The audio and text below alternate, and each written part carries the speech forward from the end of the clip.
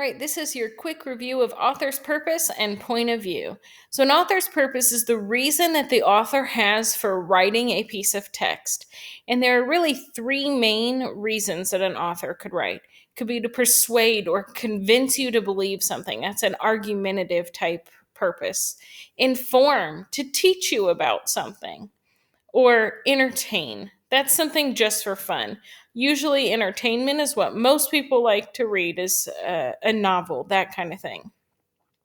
They can be written for multiple reasons, though. A persuasive piece could also be used to inform you, and informative pieces can be entertaining depending on how they're written. So, an author may have an agenda based on bias, though. That means that the reason they're writing the piece is based on their own personal opinions, and they're trying to kind of persuade you to think the way they think based on what they already believe. So, an author's agenda means that they're trying to get you to believe or do something based on their own personal beliefs and opinions.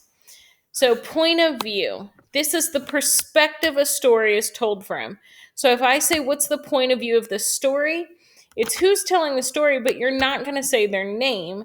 You're going to have one of three or four options here.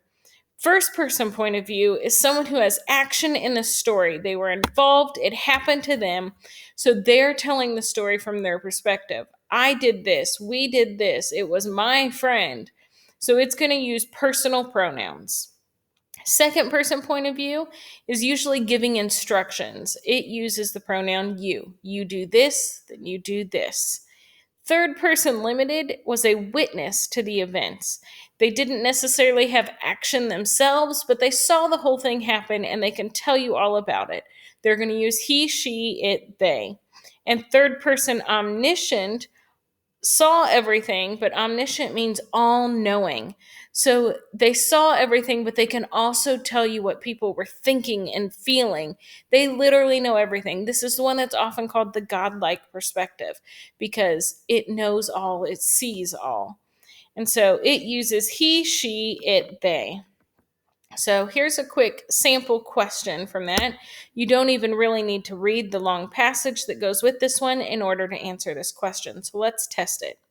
Which sentence from the selection shows an unbiased viewpoint from the author? Unbiased means they're not trying to get you to believe anything in particular. They're just stating a viewpoint. So Christopher Columbus was born in this beautiful city of Genoa in the year 1446 at number 27 Ponticello Street. B. Most of the lands that Columbus had studied about in school, and most of the people he had heard about, were in Europe and parts of Asia and Africa. C. During the time Columbus lived, people were always quarreling and fighting about one thing or another. Or D. This is what we call piracy, and a pirate, you know, is thought to be a very wicked person. So if it's unbiased, it means it has somebody's personal opinions.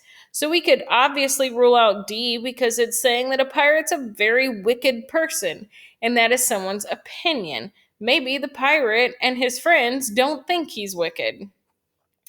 Also, in A, they talk about the beautiful city of Genoa.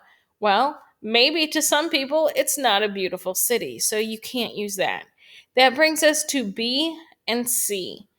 And I would argue that C is a little biased because it also says that people are always quarreling and fighting, and maybe it didn't feel like a big deal to them. But B is straight facts. Most of the lands that Columbus had studied about in school and most of the people he had heard about were in Europe and parts of Asia and Africa. So, because that is straight facts with no opinion, it is the correct answer to show an unbiased viewpoint.